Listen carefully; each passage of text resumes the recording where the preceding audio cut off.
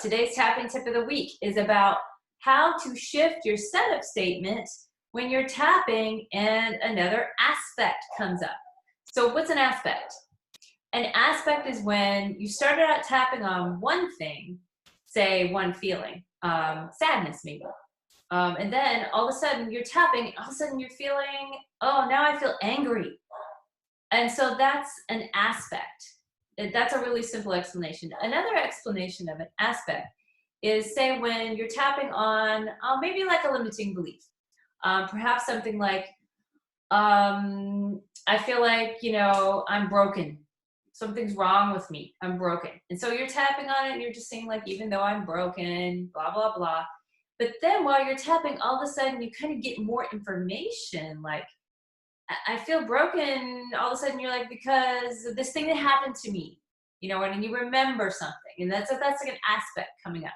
So what you want to do is, if that happens, you actually want to do a new setup statement. So let's just say you're tapping along and you were tapping for sadness, and then all of a sudden you start to feel angry. You can stop and go back to the side of the hand where you do the setup statement and say, redo your setup statement and say, okay, even though now I'm actually feeling angry about this, right? You just redo it.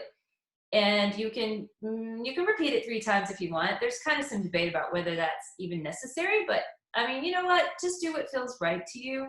If you feel like you need to repeat it 3 times to really get it in your system, you can. I like to repeat it 3 times when I'm first starting, but when I'm revising the setup statement during a tapping, I don't always repeat it 3 times. So it's up to you. And so then once you do your revised setup statement, then you just start tapping again, okay?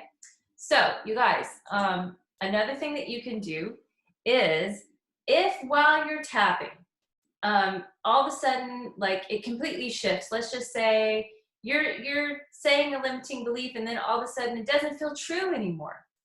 Stop tapping, okay? Because like if you were tapping on a limiting belief about feeling broken and then you had a breakthrough and all of a sudden you're like, wait a minute, I'm not broken. I don't feel broken, I'm actually not broken.